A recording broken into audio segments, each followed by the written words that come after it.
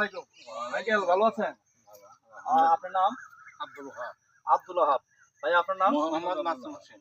আচ্ছা ভাই, আমি একটা জিনিস দেখতেছি যে এই রাস্তাটা কাঁচা রাস্তা, সামনে একটা পাকা রাস্তা।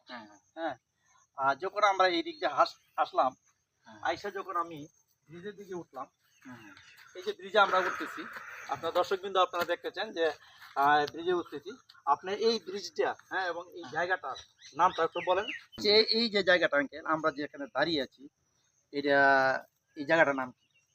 এবং এইবার হলো গোলাইল, এইবার হলো সোলাবাড়ি। সোলাবাড়ি, আর এরপরে গোলাইল। আচ্ছা, এটা দামরাই পড়ছে।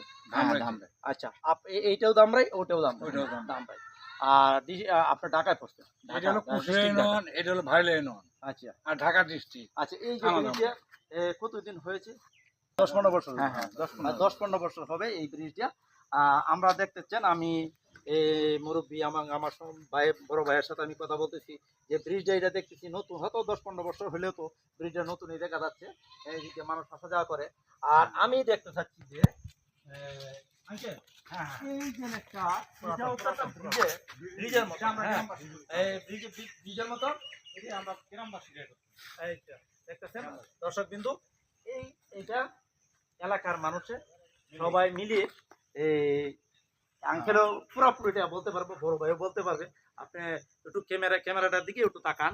হ্যাঁ, আপনারা এই যে দেখতেছেন, এইটা কিন্তু গ্রামবাসী এলাকায় মিলিয়া তারা এটা করছে, কারণ কিছু টাকা পয়সা নিয়ে আপনারা এটা করছেন। হ্যাঁ, কিন্তু এটা করা হচ্ছে কারণ কি, আগে এরকম কোনো পদ্ধতি ছিল না, রাস্তাও বেশি ছিল না, কিন্তু তারা চলাচলের জন্য যখন দেখতেছে আমরা চলাফেরা করতে পারতেছি না, তখন এলাকাবাসী কিছু টাকা উঠায়, সবার কাছ থেকে টাকা উঠায় পরে ওনারা এটা করে এই কালভার্ট করা হয়েছে, এটা দিয়ে তারা ওনারা কিন্তু চলাফেরা করতে।